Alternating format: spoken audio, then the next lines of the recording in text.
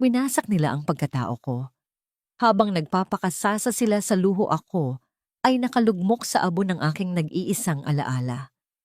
Wala kang kwenta pabigat palamunin. Iyan ang matatalim na salitang ibinato sa akin ng lalaking pinangakuan ko nang walang hanggan. Ngunit sa pagtalikod nila, matapos akong sunugin sa kahihiyan, isang lihim na pamana ang naging sandata upang bumangon. Pinunasan ko ang aking mga luha dahil tapos na ang panahon ng aking pagiging martir. Handa na ba silang harapin ang reyna na kanilang itinapon at niyurakan? Salot ka sa buhay ko, luwalhati. Simula nang pakasalan kita, puro malas na lang ang inabot ko. Wala kang kwentang asawa, pabigat ka pa sa pamilya ko. Ang mga salitang yon ay bumayo sa pandinig ni luwalhati habang nakaluhod siya sa basang semento ng kanilang maliit na labahan. Ang kanyang mga kamay na namumula at may mga kalyo na dahil sa walang tigil na paggawa ay kasalukuyang nakabaon sa bula upang dahan-dahang kuskusin ang mamahaling polo ng kanyang asawa. Sinisiguro niyang walang matitirang mantsa sa damit na gagamitin nito para sana sa isang mahalagang pagpupulong. Isang masakit na kabalintunaan na ang mga kamay na nag-aalaga at nagpapakahirap para sa asawa ay siya ring nakakatanggap ng pinakamatinding pannalalait. Ang kanyang lalamunan ay nanikip ng husto, tila may nakabara na pumipigil sa kanyang paghinga.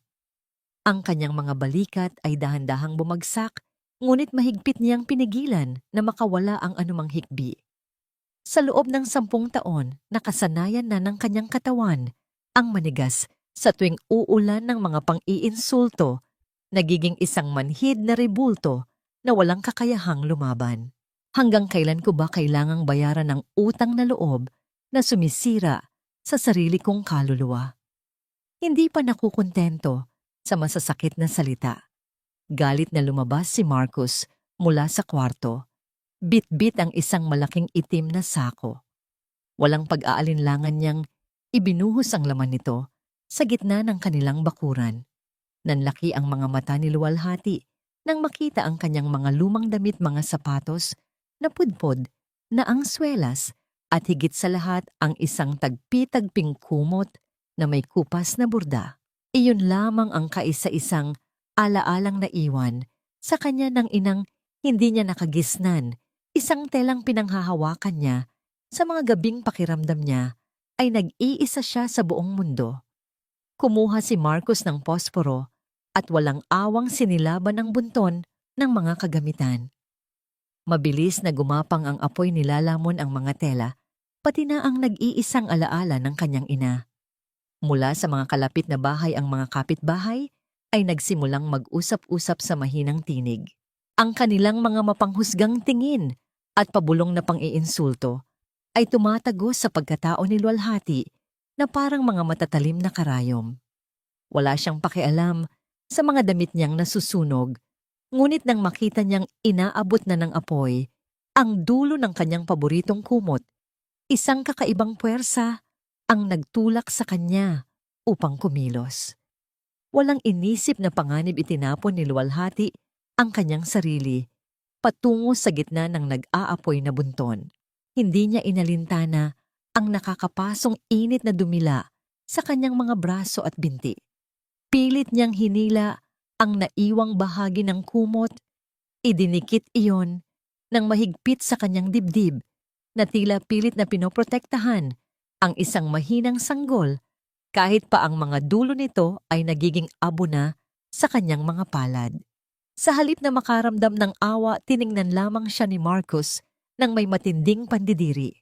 Walang pasabing sinipa ng lalaki ang planggana ng mga labahin, dahilan upang tumilapon ang maruming tubig at mga damit ng diretso sa nakalugmok na asawa. Kasama ang kanyang inang si Doña Carmen na may nakapaskil na mapangutyang ngiti sa mga labi.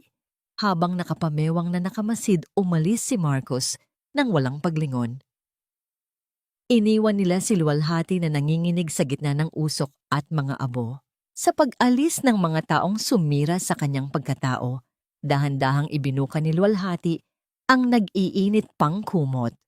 Doon sa gitna ng mga sunog na tahi at nangangamoy na tela, may isang luma at makapal na sobrang bahagyang natupok ang mga gilid, ngunit buo pa rin ang nilalaman. Nanginginig ang kanyang mga daliring puno nang dumi nang hugutin niya ang isang papel. Ang tanging nababasa lamang mula sa naabo nitong dulo ay ang pangalan ng isang tanyag na law firm at ang mga salitang isinulat ng isang pamilyar na kamay na nagpapabilis sa tibok ng kanyang puso. Para sa aking prinsesa. Tuluyang bumagsak ang ulan mula sa makulimlim na kalangitan, hinuhugasan ang mga abo sa kanyang katawan, ngunit hindi ang pait sa kanyang kaluluwa. Tila naging isang makina ang kanyang mga paa. Naglakad siya nang walang patutunguhan sa ilalim ng buhos ng ulan hanggang sa matagpuan niya ang kanyang sarili na nakatayo sa harap ng isang napakataas na gusaling na babalot ng salamin. Basang-basa ang kanyang manipis na damit, magulo ang kanyang buhok, at kip-kip niya ng mahigpit sa kanyang dibdib ang sunog na sobre na parang ito na lamang ang nagdurugtong sa kanya sa buhay. Tumingala siya sa nagtataasang pinto ng kumpanyang Lorenzo and Associates. Paano tatanggapin ng ganito karangyang mundo ang isang babaeng amoy usok at itinapon na parang basura? Ang bawat hakbang niluwalhati sa ibabaw ng makintab na sahig ng gusali ay nagiiwan ng bakas ng putik at ulan, isang malungkot na paalala ng kanyang abang kalagayan sa gitna ng karangyaan. Ang lamig na nagmumula sa mga aircon ay tila nanunuot sa kanyang basang balat, ngunit mas matindi ang panginginig ng kanyang mga kamay habang yakap ang sunog na sobre. Tiningnan siya ng mga tao sa lobby nang may pagtataka, at ang iba ay may halong pandidiri, ngunit wala na siyang lakas upang mahiya. Ang tanging nagpapanatili sa kanya sa kinatatayuan ay ang pangalang nakasulat sa papel na tila isang huling hininga ng pag-asa. Nang bumukas ang malaking pinto ng opisina, sa pinakataas na palapag, isang amoy ng mamahaling kahoy at lumang libro ang sumalubong sa kanya. Isang Ginoo ang dahan-dahang tumayo mula sa kanyang mesa. Siya si Attorney Gabriel Lorenzo. Ang kanyang tindig ay puno ng awtoridad, ngunit ang kanyang mga mata, nang magtagpo ang kanilang paningin, ay hindi nagpakita ng panghahamak. Sa halip isang malalim na katahimikan, ang namayani, tila binabasa nito ang bawat sakit na nakaukit sa mukha ni Luwalhati. "Excuse me po, I am looking for Attorney Gabriel Lorenzo. I have this." Ito pong sulat na nakuha ko mula sa nasunog na gamit ko. Mawalang galang na po sa hitsura ko. Hiningi ni Luwalhati ang paumanhin. Sa mahinang tinig ang kanyang boses ay tila isang tuyong dahon na hinahangin. Lumapit si Gabriel at kumuha ng isang malinis at mainit na tuwalya. Inabot niya ito kay Luwalhati bago pa man tingnan ang sobre. "Maupo ka muna, Miss Luwalhati. Pinakahihintay ka na ng opisinang ito sa loob ng maraming taon. Huwag kang mag-alala sa hitsura mo. Mas mahalaga ang nilalaman ng dala mo," tugon ng abogado sa isang mahinahon at malumanay na paraan. Nang buksan ni Gabriel ang sobre at basahin ang mga dokumentong nasa loob, ang katahimikan sa silid ay naging mabigat. Tiningnan niya si Luwalhati nang may halong lungkot at pagkamangha. "Miss Luwalhati, hindi lamang ito isang simpleng sulat. Ito ang huling testamento ng iyong ina. Ang Hacienda Esperanza ang mga resort sa Palawan at ang malaking bahagi ng shares sa malalaking kumpanya sa bansa. Ang lahat ng ito ay ipinangalan sa iyo. Ang kabuuang halaga ng iyong mamanahin ay umaabot sa daan-daang milyong piso." Parang tumigil ang pag-ikot ng mundo para kay Luwalhati. Ang kanyang mga luha na kanina pa pinipigilan ay dahan-dahang pumatak, umabasa sa kanyang mga pisnging puno ng uling. Hindi dahil sa halaga ng pera, kundi dahil sa katotohanang hindi siya kinalimutan ng kanyang ina. "Mahal ako ni nanay. Hindi niya ako itinapon," bulong niya sa kanyang sarili, habang ang kanyang puso ay tila pinipiga sa sobrang emosyon. Sa loob ng 10 taon ay ipinaramdam sa kanya ni Marcos at Doña Carmen na siya ay basura, ngunit heto ang katotohanan na siya ay isang prinsesa sa paningin ng kanyang ina. Attorney, kung ganoon po maaari ko na po bang iwan ang asawa ko? Gusto ko na pong makipag-divorce. Ayoko na pong bumalik sa impyernong iyon. Mabilis na wika ni luwalhati, ang kanyang mga mata ay nagsusumamo para sa kalayaan. Buntong hininga ang naging tugon ni Gabriel. Hinawakan niya ang mga dokumento at seryosong tiningnan si luwalhati. Iyan ang problema, luwalhati. Sa ilalim ng ating batas, ang anumang ari-arian na matatanggap mo habang kasal ka pa ay maaaring ituring na conjugal property kung hindi natin ito maingat na mapoprotektahan. Kapag naghahain ka ng divorce o annulment ngayon, may karapatan si Marcos na hingi ng kalahati ng lahat ng ito. Gusto mo bang mapunta sa lalaking sumunog ng iyong dangal ang kalahati ng pinaghirapan ng iyong ina? Ang mabilis na pagtibok ng puso ni luwalhati ay tila isang tambol na nagpapamukha sa kanya ng malupit na realidad. Ang kalayaang akala niya ay abot kamay na niya ay tila muling nakakadena ng mga komplikadong batas. Ang kanyang panginginig ay naging isang malamig na galit. Anong dapat kong gawin, attorney? Hindi ko na kayang tumagal doon kahit isang gabi pa, tanong niya habang mahigpit na nakahawak sa laylayan ng kanyang basang damit. May isang paraan, luwalhati. Kailangan mong bumalik sa kanila. Kailangan mong magsuot muli ng maskara ng isang matiis na asawa. Bigyan mo ako ng 6 na buwan. Gagawa ako ng isang legal na trust fund sa ibang bansa at ililipat natin ang lahat ng assets doon nang hindi nila nalalaman. Kailangan mong magpanggap na wala kang alam. Kaya mo bang gawin iyon? Tanong ni Gabriel. Ang kanyang tinig ay puno ng pag-aalala. Tumingin si luwalhati sa labas ng bintana kung saan madilim pa rin ang langit. Ang isipan niya ay naglakbay patungo sa madilim na bahay ni Marcos, sa mga hagupit ng salita at sa mapang-aping titig ng kanyang banyagang pamilya. Ang kanyang puso ay nagdurugo sa ideya ng pagbabalik, ngunit ang ningas ng paghihiganti ay nagsisimulang mag-alab sa kanyang mga mata. Dahan-dahan siyang tumayo, ang kanyang tindig ay hindi na kasing hina ng kanina. Kung yun lamang ang tanging paraan upang masigurong walang makukuha kahit isang kusing ang mga taong bumatikos sa akin, babalik ako. Gagawin ko ang lahat para sa aking ina, wika niya ng may matibay na paninindigan. Nang lumabas si luwalhati sa gusali, ang ulan ay tila tumitila na, ngunit ang gabi ay nananatiling mapanganib. Sa kanyang paglalakad pabalik sa madilim na eskinita, patungo sa kanilang bahay, bawat hakbang niya ay tila isang paalala ng kanyang bagong misyon. Nang makarating siya sa tapat ng kanilang pintong bakal na bahagyang nakabukas, narinig niya ang malakas na tawa ni Marcos at ang tinig ni Doña Carmen na muling binabanggit ang kanyang pangalan ng may kasamang mura. Nakahawak ang kanyang kamay sa malamig na trangka ng pinto. Ang kanyang paghinga ay naging mabigat at ang kanyang mga daliri ay nanginginig sa takot at galit. Handa na ba siyang muling pumasok sa lungga ng mga lobo?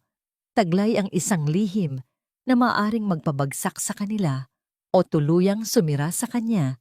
Dahan-dahang itinulak ni luwalhati ang pintong bakal na lumikha ng isang matinis at mahabang tunog, tila isang babala na muli siyang papasok sa isang piitang binuo ng puot at pasakit.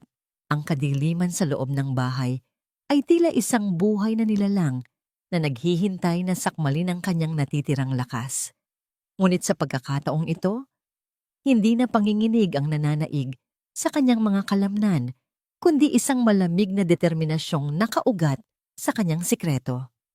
Bumukas ang ilaw sa sala at sumalubong sa kanya ang nanlilisik na mga mata ni Doña Carmen. Walang babala na lumipad sa hangin ang isang lumang walis tingting at tumama ng malakas sa balikat ni luwalhati. Ang bawat hibla ng tingting ay gumuhit ng hapdi sa kanyang balat. Ngunit nanatili siyang nakatayo, hindi kumukurap. Aba, bumalik ang dakilang palamunin. Saan ka nanggaling na babae ka? Pagkatapos mong mag-inarte kanina, Sa gitna ng apoy ngayon ay uuwi ka ng 10 oras ng gabi. Wala ka talagang utang na loob. Kung hindi dahil sa pamilyang ito, nabulok ka na sa lansangan, sigaw ni Doña Carmen. Ang kanyang boses ay tila isang matalas na kutsilyo na humihiwa sa katahimikan ng gabi. Dahan-dahang ibinaba ni Luwalhati ang kanyang tingin sa sahig. Pasensya na po, Ma'am Carmen. Naglakad-lakad lang po ako para mahimasmasan mahinahong tugon ni Luwalhati. Ang bawat salita ay pinili niya ng maigi, tila isang aktor na nag-eensayo para sa pinakamahalagang papel ng kanyang buhay. Sa loob niya isang tinig ang bumubulong 6 na buwan na lang. Magtiis ka, 6 na buwan na lang. Kasabay ng mabibigat na yabag ng sapatos sa semento ay ang pagpasok ni Marcus na amoy alak at usok ng sigarilyo. Bagsak ang kanyang mga balikat at gusot ang kanyang mamahaling polo. Padabog niyang itinapon ang kanyang mga sapatos sa gitna ng sala. Halos tumama ang mga ito sa paanan ni Luwalhati. Luwalhati, ano pang tinutungangaan mo dyan? Ang sakit ng katawan ko, ang malas ng araw na ito. Halika rito at hilutin mo ang mga paa ko, bulyaw ni Marcus habang humihilata sa lumang sofa. Lumapit si Luwalhati ng walang imik. Lumuhod siya sa harap ng kanyang asawa, ang lalaking nangako sa kanyang dambana na mamahalin at poprotektahan siya, ngunit ngayon ay itinuturing siyang mas mababa pa sa isang alipin. Habang dahan-dahan niyang hinahawakan ang mga paa ni Marcus upang hilutin, pinagmasdan niya ang mukha nito. Nakita niya ang mga guhit ng kasakiman at ang yabang na wala namang pinagbatayan. Dati, ang bawat mura ni Marcus ay nagpapaluha sa kanya. Ngunit ngayon, habang nadarama niya ang magaspang na balat ng mga paa nito sa kanyang mga palad, ang tanging nararamdaman niya ay matinding pandidiri. Para siyang humahawak sa isang bangkay na matagal nang nabulok ang kaluluwa. Isang mapait na ngiti ang bahagyang gumuhit sa kanyang mga labi na hindi napansin ni Marcus. Hindi niyo alam na ang babaeng kasalukuyang nagmamasahe sa inyo ay siyang magmamay-ari ng lahat ng luhong pinapangarap niyo, sa isip-isip niya. Nang makatulog ang mag-ina sa kani-kanilang mga kwarto, dahan-dahang tumayo si Luwalhati. Nagtungo siya sa kusina at kinuha ang isang maliit na lata ng biskwit na nakatago sa ilalim ng lababo. Doon ay nakaimbak ang mga baryang natitira sa kanyang pamamalengke at ang kakarampot na kinikita niya sa lihim na pagtatahi sa gabi. Tumataginting ang bawat barya sa ibabaw ng kahoy na mesa habang isa-isa niya itong binibilang. Kinuha niya ang isang maliit na kwaderno at sinimulang itala ang bawat pisong nakuha sa kanya ni Doña Carmen at ang bawat gastusin ni Marcus na galing sa kanyang paghihirap. Ito ang listahan ng inyong mga utang. Walang labis. Walang kulang. Kukunin ko ang lahat ng kinuha niyo sa akin. Bulong niya habang ang kanyang panulat ay mariing gumuguhit sa papel. Dahil sa sobrang pagod, dahan-dahang humilig ang ulo ni Luwalhati sa mesa at sandaling napaidlip. Ang kanyang mahimbing na pagkakatulog ay naputol nang makarinig siya ng mararahas na yabag mula sa pasilyo. Mabilis niyang itinago ang kwaderno, ngunit sa kanyang pagmamadali, isang maliit na piraso ng papel ang nalaglag sa sahig. Pumasok si Doña Carmen sa kusina upang uminom ng tubig, ngunit ang kanyang mapanuring mga mata ay agad na natuon sa isang bagay na pumuti sa ilalim ng mesa. Mabilis na yumuko ang matanda at pinulot ang papel. Nanlaki ang kanyang mga mata nang makita ang eleganteng logo ng Lorenzo Law Firm at ang pangalan ni Attorney Gabriel Lorenzo. Anong ginagawa ng logo ng pinakamahal na law firm sa bansa sa ilalim ng mesa ko, Luwalhati? Anong ibig sabihin nito?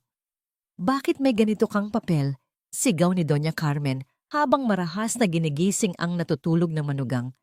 Napabalikwas si Luwalhati, ang kanyang puso ay tila gustong kumawala sa kanyang dibdib sa tindi ng kaba. Ang kanyang lihim, ang kanyang tanging alas, ay kasalukuyang hawak ng babaeng handang sumira sa kanya sa anumang pagkakataon. Tumingin si Luwalhati sa papel, pagkatapos ay sa galit na mukha ni Doña Carmen habang ang pawis ay dahan-dahang namumuo sa kanyang noo. Ang kanyang 6 na buwang plano ay tila guguho na sa loob lamang ng isang gabi. Nanlamig ang buong katawan ni Luwalhati habang pinagmamasdan ang nanlilisik na mga mata ni Doña Carmen na tila isang buwitreng handang sumakmal.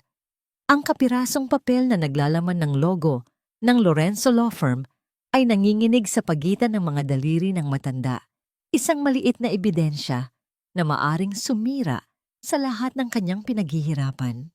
Ang tibok ng kanyang puso ay naging isang mabilis at marahas na pagbayo sa loob ng kanyang dibdib, ngunit pilit niyang pinanatili ang kanyang mukha na walang emosyon, isang kasanayang natutunan niya sa loob ng 10 taon ng pagtitiis.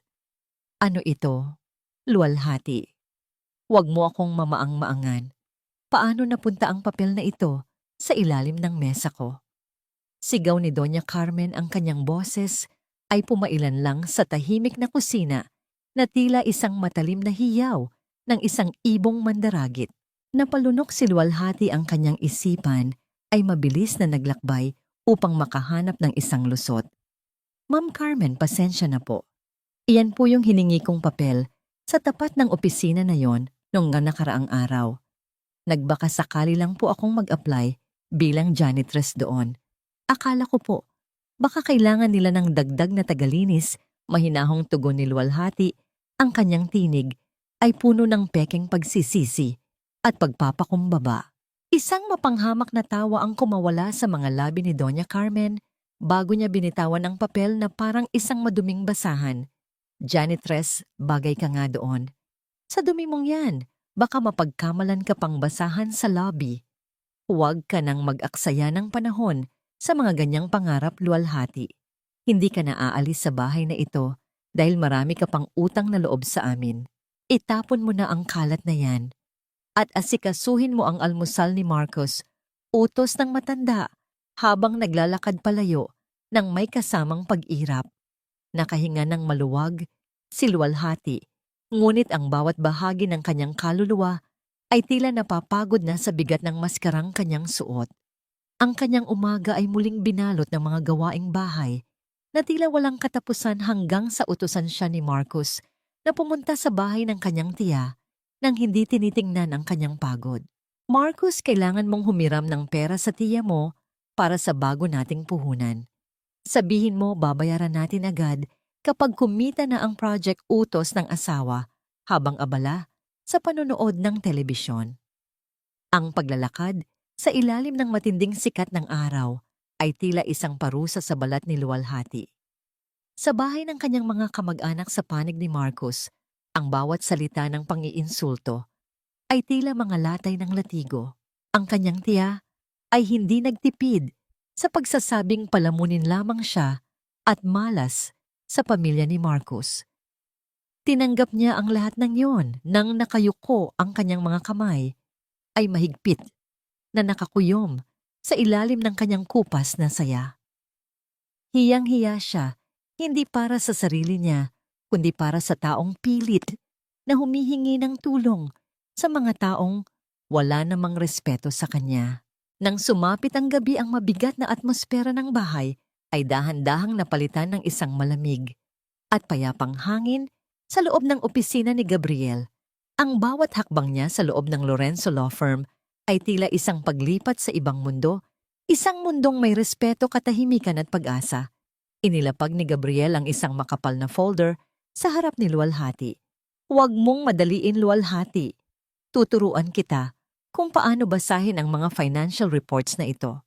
Kailangan mong maintindihan kung saan napupunta ang bawat sentimo ng Hacienda Esperanza. Paliwanag ni Gabriel, ang kanyang boses ay tila isang mainit na kumot na bumabalot sa pagal na diwa ni Luwalhati. Sa loob ng ilang oras, ang tanging maririnig sa silid ay ang dahan-dahang paglipat ng mga pahina ng papel at ang mahinahong paliwanag ng abogado. Ngunit ang pagod ng buong araw, ang puyat, ang gutom, at ang bigat ng emosyon ay dahan-dahang gumapi sa mga mata ni Luwalhati. Ang kanyang paningin ay lumabo, ang mga numero sa papel ay tila naging mga langgam na naglalakad hanggang sa dahan-dahang bumagsak ang kanyang ulo sa ibabaw ng mesa. Napatigil si Gabriel sa kanyang pagsasalita nang makita ang mahimbing na pagkakatulog ng kanyang kliyente. Isang malalim na awa ang gumuhit sa kanyang mga mata habang pinagmamasdan ang mukha ni Luwalhati na kahit sa pagtulog ay tila may bakas pa rin ng pighati. Dahan-dahan siyang tumayo, kinuha ang kanyang suot na dark blue na coat at maingat na ipinatong ito sa mga balikat ni Luwalhati. Ang bango ng kahoy at sariwang pabango na nagmumula sa coat ni Gabriel ay dahan-dahang pumasok sa panaginip ni Luwalhati, nagbibigay sa kanya ng isang pakiramdam ng seguridad na hindi niya kailanman naramdaman sa piling ni Marcos. Sandaling tumigil si Gabriel, nakatayo sa tabi ng babae, tila nagnanais na protektahan ito mula sa lahat ng malulupit na realidad ng mundo. Nang magmulat ng mga mata si Luwalhati, makalipas ang ilang sandali, ang amoy ng coat ni Gabriel ang unang bumati sa kanya. Namula ang kanyang mga pisngi nang mapagtanto ang posisyon nila. Gabriel, pasensya na po nakatulog ako. Masyado lang sigurong naging mahaba ang araw bulong niya habang dahan-dahang inaalis ang coat. Huwag kang hihingi ng paumanhin sa pagiging tao, Luwalhati. Magpahinga ka na muna. Malayo pa ang lalakbayin natin, tugon ni Gabriel habang ang kanyang mga mata ay nanatiling nakatitig ng may malalim na kahulugan. Sa gitna ng katahimikan ng gabi, bago lumisan si Luwalhati, ang kanyang paningin ay natuon sa isang maliit na frame ng larawan sa ibabaw ng mesa ni Gabriel. Isang babaeng may matatamis na ngiti ang nakatingin sa kanila. Isang babaeng may mga matang tila kahawig ng sa kanya. Sino siya sa buhay ni Gabriel? At bakit tila may isang malalim na koneksyon na hindi maipaliwanag si Luwalhati sa taong nasa larawan? Ang katanungang ito ang nanatiling nakabitin sa hangin, tila isang lihim na naghihintay na mabuksan sa gitna ng dalawang magkaibang mundong kanyang ginagalawan. Ang bawat yabag ni Marcos sa sahig ng kanilang tahanan ay nagdadala ng bigat ng isang paparating na unos. Pagpasok pa lamang niya ay amoy na ang alak at ang nakakasulasok na usok ng sigarilyo na tila naging bahagi na ng kanyang pagkatao.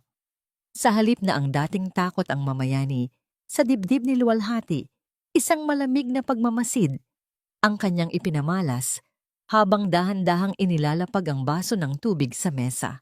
Lumuhod ka rito sa harap ko, Luwalhati, utos ni Marcos habang pabagsak na naupo sa lumang silya. Ang kanyang boses ay puno ng kayabangan na tila ba nakamit niya ang buong mundo. Hindi gumalaw si Luwalhati, kaya muling nagsalita ang asawa nang may mas matinding diin. Sabi ko, lumuhod ka, may magandang balita ako. Alam mo ba na nakahanap ako ng paraan para makuha nating muli ang lahat ng nawala sa atin. Nag-invest ako sa cryptocurrency gamit ang pera mula sa isang kaibigan. Malaki ang tubo nito, Luwalhati. Hindi na tayo maghihirap. Ang tinutukoy ni Marcos na kaibigan ay ang mga kilalang nagpapautang sa kanto na may malaking interes ang mga taong handang manakit para lamang makuha ang kanilang pera. Isang mapait na ngiti ang dumaan sa isipan ni Luwalhati. Alam niyang ang tila baginto sa paningin ni Marcos ay isang malalim na hukay na siya mismo ang naghuhukay para sa kanyang sarili. Samantala, sa kabilang dako ng bahay, narinig ni Luwalhati ang mabilis na pagbukas at pagsara ng mga drawer sa loob ng kanyang kwarto. Pagpasok niya ay nakita niya si Doña Carmen na nagmamadaling itago ang isang maliit na pitaka sa loob ng laylayan ng kanyang mamahaling bestida. Iyon ang perang pinagpuyatan ni Luwalhati sa pagtatahi ang perang nakalaan sana para sa kanilang pagkain sa susunod na linggo. Ma'am Carmen, yung pera, kupo ba ang kinuha niyo, tanong ni Luwalhati sa mahinahong tinig bagaman ang kanyang puso ay tila pinipiga sa sakit. Huwag mo akong pagbintangan, babae ka. Isang maliit na halaga lang iyon kumpara sa lahat ng itinustos namin sa iyo. Gagamitin ko lang ito para sa aming laro mamaya sa club. Isang swerte ang kailangan ko ngayon, tugon ng matanda habang naglalakad palayo nang may kasamang irap. Ang tinutukoy nitong club ay ang tagong pasugalan kung saan madalas maubos ang kanilang pera sa isang upuan lamang. Nang sumapit ang gabi, ang tila ba madilim na ulap sa buhay ni Luwalhati ay napalitan ng isang payapang liwanag sa loob ng opisina ni Gabriel. Ikinuwento ni Luwalhati ang lahat ng nangyayari sa loob ng kanilang bahay, ang mga utang ni Marcos at ang paglustay ni Doña Carmen. Hayaan natin silang malunod sa sarili nilang kasakiman. Luwalhati wika ni Gabriel habang maingat na isinusulat ang mga detalye sa isang dokumento. Ang bawat utang na ginagawa ni Marcos sa labas ng iyong kaalaman ay itatala natin bilang kanyang personal na pananagutan. Kapag dumating ang araw ng paniningil, tanging siya lamang ang sasagot sa lahat ng iyon. Ang Hacienda Esperanza ay mananatiling malinis at hindi madadamay sa dumi ng kanyang mga kamay. Pagkatapos ng kanilang pag-uusap, hindi hinayaan ni Gabriel na umuwi si Luwalhati nang hindi kumakain. Dinala niya ito sa isang maliit at tahimik na restaurant na malayo sa mata ng mga kakilala. Ang malambot na tugtog ng biolin sa paligid ay tila isang haplos sa pagal na diwa ni Luwalhati. Luwalhati, subukan mo itong steak. Masarap ang timpla nila rito, alok ni Gabriel. Dahan-dahang kinuha ni Luwalhati ang kutsilyo at tinidor, ngunit ang kanyang mga kamay ay muling nanginig. Hindi siya sanay sa ganitong uri ng pagkain. Ang huling 10 taon ng kanyang buhay ay puro tira-tirang pagkain lamang ang kanyang pinagsasaluhan sa kusina. Napansin ni Gabriel ang pag-aalinlangan sa kanyang mga mata. Nang walang anumang salita, kinuha ng abogado ang plato ni Luwalhati. Maingat na hiniwa ni Gabriel ang karne sa maliliit at pantay-pantay na bahagi. Ang bawat galaw niya ay puno ng pag-aalaga at respeto. Nang matapos siya, dahan-dahan niyang ibinalik ang plato sa harap ng babae. Kain na, Luwalhati. Karapat-dapat kang pagsilbihan din, bulong ni Gabriel habang nakatitig ng diretso sa kanyang mga mata. Isang mainit na pakiramdam ang gumapang sa pisngi ni Luwalhati. Sa unang pagkakataon, naramdaman niyang hindi siya isang kasambahay, kundi isang babaeng may halaga. Ang paraan ng pagtingin ni Gabriel sa kanya ay hindi katulad ng paraan ng pagtingin ni Marcos na puno ng pagmamaliit.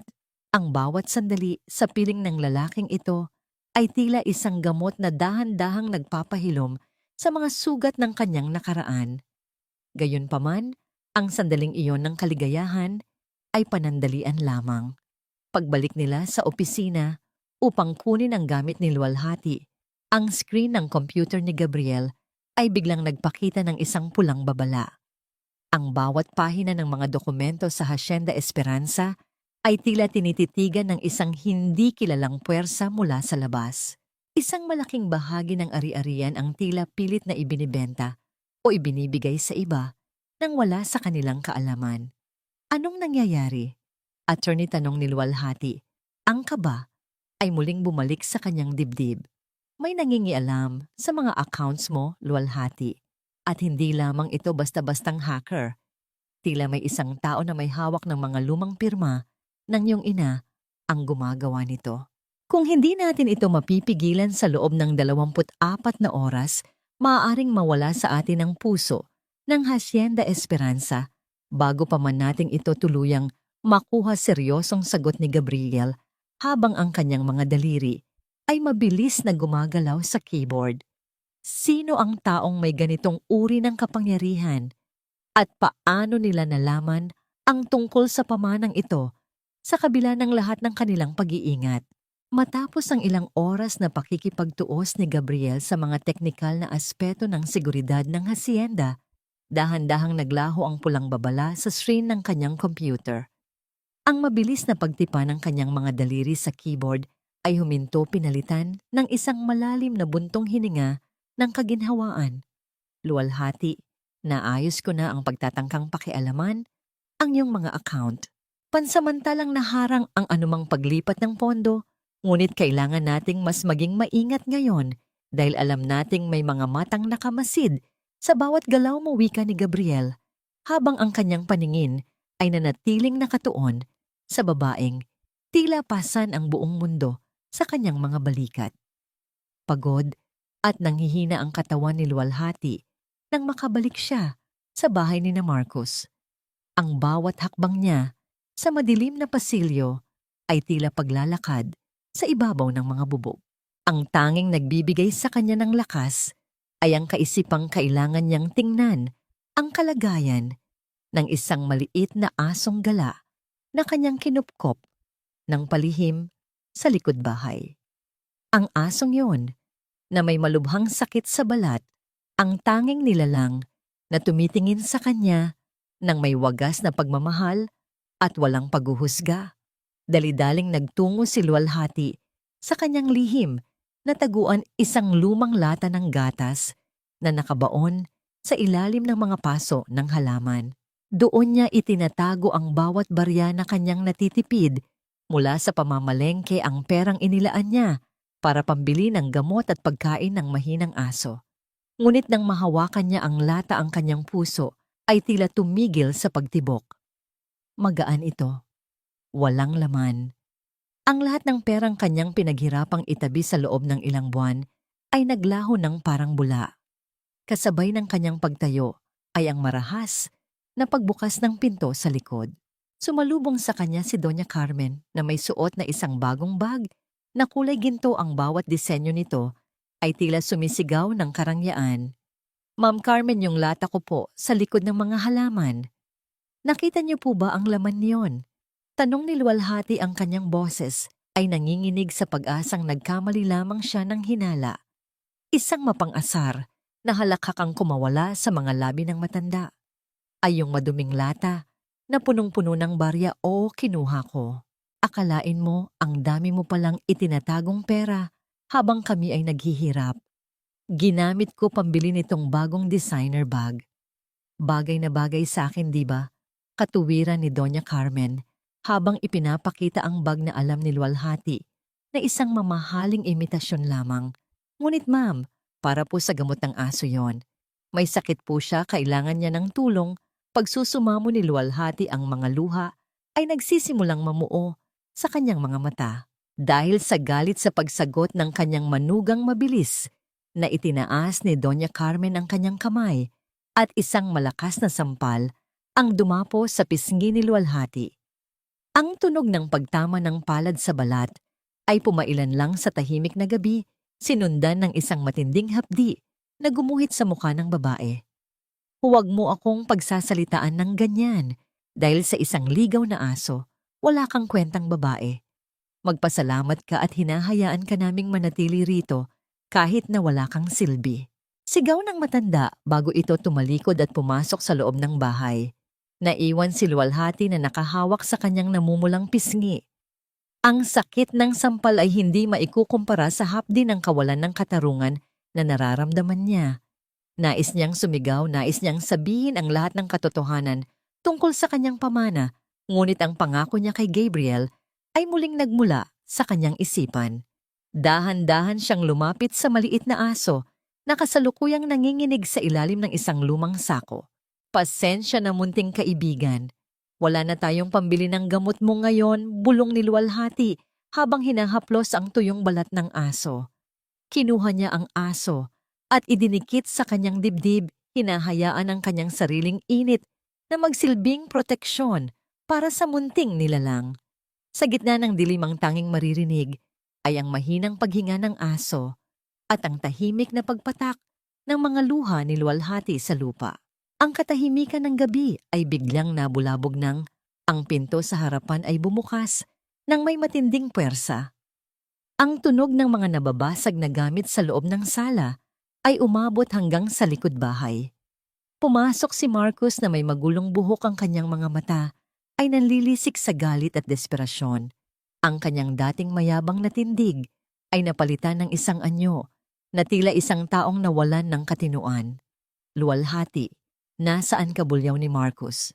Pagkakita sa asawa, mabilis siyang lumapit at marahas na hinila ang braso nito, dahilan upang mabitawan ni Luwalhati ang hawak na aso. Wala na. Ubos na ang lahat. Bumagsak ang investment ko. Niloko nila ako. May mga taong paparating dito para kunin ang bahay na ito. Anong gagawin natin ngayon? Ang panginginig ni Marcos ay hindi dahil sa lungkot, kundi dahil sa takot sa sarili niyang anino. Ang lahat ng kayabangang kanyang ipinamalas ay gumuho sa loob lamang ng isang araw. Habang tinititigan ni Luwalhati ang nagwawalang asawa, isang malalim na katahimikan ang namayani sa kanyang puso. Ang unang bahagi ng kanyang plano ay nagsisimula na ang muling pagkawasak ng mga taong sumira sa kanya. Ngunit sa gitna ng kaguluhang ito, may isang katanungang bumabagabag sa kanya. Hanggang kailan niya kayang manatiling tahimik habang ang lahat sa paligid niya ay unti-unting nilalamon ng apoy ng sarili nilang kasakiman. Ang gabi ay tila naging isang malupit na saksi sa unti-unting pagguho ng katinoan ni Marcos. Ang bawat kagamitang mahawakan niya sa loob ng sala ay nagiging biktima ng kanyang puot. Ang pagbagsak ng plorera sa sahig at ang paglipad ng mga frame ng larawan sa dingding ay lumikha ng isang nakabibinging gulo na umalingaw-ngaw sa buong kabahayan. Nanlilisik ang kanyang mga mata habang itinuturo ang nanginginig na si Luwalhati. Ang kanyang boses ay tila isang marahas na dagundong na nagmumula sa kailaliman ng kanyang kawalan ng pag-asa. Dahil sa iyo ang lahat ng ito, ikaw ang nagdala ng malas sa pamamahay na ito. Mula nang pumasok ka sa pamilyang ito, hindi na tayo tinantanan ng kamalasan. Sigaw ni Marcos, ang kanyang mga ugat sa leeg ay tila puputok na sa tindi ng galit. Walang babala niyang hinablot ang braso ni Luwalhati. Ang kanyang mga daliri ay bumaon sa laman ng babae nang may kalupitan at marahas siyang kinaladkad patungo sa pintuan. Hindi na nakaimik si Luwalhati. Ang hapdi sa kanyang braso ay hindi maikukumpara sa kirot na nararamdaman ng kanyang puso. Binuksan ni Marcos ang pintong bakal nang may matinding puwersa at walang awa niyang itinulak ang asawa palabas diretso sa madilim at basang lansangan. Ang tunog ng pagkakandado ng pinto mula sa loob ay tila naging huling hatol sa 10 taon niyang pagsasakripisyo. Sa labas ang langit ay tila nakikiramay sa kanyang pighati. Ang malalakas na butil ng ulan ay nagsimulang humagupit sa kanyang katawan. Binabasa ang kanyang manipis na damit hanggang sa ito ay dumikit sa kanyang nanlalamig na balat. Napaupo si Luwalhati sa gilid ng kalsada, yakap ang kanyang sarili, habang ang bawat patak ng ulan ay humahalo sa kanyang mga luha. Mula sa mga bintana ng kalapit na bahay, nakita niya ang dahan-dahang pag-usog ng mga kurtina. Ang mga anino ng kanyang mga kapitbahay ay tila mga mapanghusgang manonood sa kanyang kahihiyan. Narinig niya ang mahihinang bulungan ng mga ito na tila ba ang kanyang pagdurusa ay isa lamang panoorin sa telebisyon. Walang sino man ang lumabas upang mag-abot ng kumot. Walang sino man ang nagbukas ng pinto upang mag-alok ng silungan. Sa gitna ng bagyo, mas naramdaman ni Luwalhati ang lamig ng puso ng mga tao kaysa sa lamig ng hangin. Habang unti-unting nawawalan ng pag-asa, isang pares ng maliwanag na ilaw mula sa isang sasakyan ang dahan-dahang lumapit at huminto sa kanyang tapat. Isang marangyang itim na SUV ang humarang sa daloy ng ulan. Bumukas ang pinto ng sasakyan at lumabas ang isang bulto ng lalaki na may hawak na malaking itim na payong. Si Gabriel. Ang bawat hakbang niya patungo kay Luwalhati ay puno ng pag-aalala at kalinga, tila isang anghel na bumaba mula sa nagngangalit na langit. Hindi siya nagsalita. Sa halip dahan-dahan niyang ibinaba ang payong upang protektahan ang babae mula sa bagsik ng ulan. Luwalhati, tama na. Hindi ka nararapat manatili rito. Mahinahong wika ni Gabriel, ang kanyang tinig ay tila isang payapang himig sa gitna ng kaguluhan. Inalalayan niya itong tumayo at maingat na pinatnubayan patungo sa loob ng sasakyan. Sa loob ng SUV, ang katahimikan ay binalot ng init na nagmumula sa heater. Kumuha si Gabriel ng isang malambot at puting tuwalya at dahan-dahang ipinatong ito sa ulo ni Luwalhati. Sa isang pambihirang pagkakataon ng pagtatangi, siya mismo ang nagpatuyo sa basang buhok ng babae. Ang bawat haplos ng kanyang mga kamay ay puno ng pag-iingat. Tila ba si luwalhati ay isang mamahaling kristal na ayaw niyang mabasag. Ang bango ng kanyang coat, isang amoy ng sandalwood at sariwang hangin, ay unti-unting pinalitan ang amoy ng usok at ulan na dala ni luwalhati. Hindi na napigilan ni luwalhati ang kanyang sarili. Ang lahat ng bigat na kanyang kinimkim sa loob ng mahabang panahon ay biglang bumuhos. Napasandal ang kanyang ulo sa balikat ni Gabriel at doon ay umiyak siya ng walang humpay. Ramdam niya ang marahang pagtapik ni Gabriel sa kanyang likod, isang pagkilos na nagsasabing ligtas na siya. Sa unang pagkakataon, sa loob ng 10 taon naramdaman ni luwalhati na hindi siya nag-iisa. Ang init ng katawan ni Gabriel at ang kanyang matatag na presensya ay tila naging isang kuta na nagbibigay sa kanya ng lakas na harapin ang anumang bukas. Habang umaandar ang sasakyan palayo sa madilim na iskinita ng kanyang nakaraan, tiningnan ni Gabriel ang babaeng kasalukuyang nakapikit at dahan-dahang kumakalma sa kanyang piling. Isang katanungan ang namuo sa kanyang isipan, isang bagay na matagal na niyang nais itanong habang pinagmamasdan ang bawat latay ng pighati sa mukha nito. Kung alam ba ni luwalhati na sa likod ng bawat dokumento at yaman na kanyang pinoprotektahan ay may isang pusong matagal nang naghihintay na bigyan siya ng higit pa sa katarungan. Mula sa siwang ng pintuan sa kusina, pinagmasdan ni luwalhati ang tagpong matagal na niyang inaasahan, subalit nagdudulot pa rin ng kakaibang kaba sa kanyang dibdib. Ang mga lalaking may malalaking pangangatawan at mababagsik na tingin ay nakatayo sa gitna ng sala, habang sina Marcos at Doña Carmen ay nakaluhod sa malamig na semeto. Nagmamakaawa ang dating mayabang na mag-ina, ang kanilang mga luha ay umaagos sa sahig na dati ay pinopunasan ni luwalhati ng sarili niyang pawis. Binigyan sila ng mga lalaki ng 1 linggong palugit upang magbayad ng 5 milyong piso. Kalakip ang banta na dugo at buhay nila ang magiging kapalit kapag sila ay nabigo.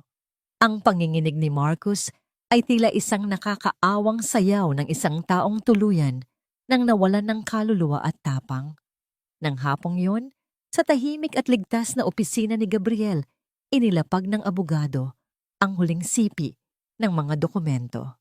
Ang mga papel na ito ang maglilipat ng buong Hacienda Esperanza at lahat ng yaman ng kanyang ina sa isang matibay na trust fund na hindi kailanman maaabot ng pamilya ni Marcos. Dahan-dahang inabot ni luwalhati ang gintong panulat. Nanginginig ang kanyang mga daliri, hindi dahil sa takot o kaba, kundi dahil sa bigat ng kalayaang abot kamay na niya.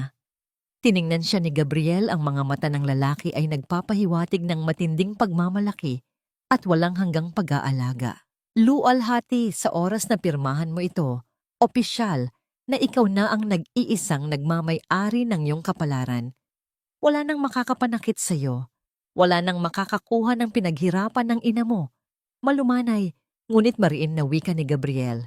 Iginiit ni luwalhati ang panulat sa papel at ang bawat kurba ng kanyang pangalan ay tila pagputol sa mga kadenang gumapos sa kanya sa loob ng 1 dekada. Pagkatapos niyang pumirma, marahang hinawakan ni Gabriel ang kanyang kamay, nagpapalipat ng isang mainit na puwersa ng seguridad na pumawi sa natitirang lamig sa kanyang puso. Subalit ang pagbabalik sa bahay ng kanyang asawa ng gabing iyon ay sumalubong sa kanya ng panibagong uri ng kawalang hiyaan. Upang pagtakpan ang kanyang matinding takot sa mga nagpapautang at patunayan ang kanyang pekeng pagkalalaki, nag-uwi si Marcos ng isang babaeng may makapal na pampaganda at nakasuot ng maiikling damit. Nakaupo ang babae sa paboritong silya ng asawa niya, habang si Marcos ay nakapulupot ang braso sa baywang nito. Tingnan mo nga naman ang asawa kong mukhang basahan.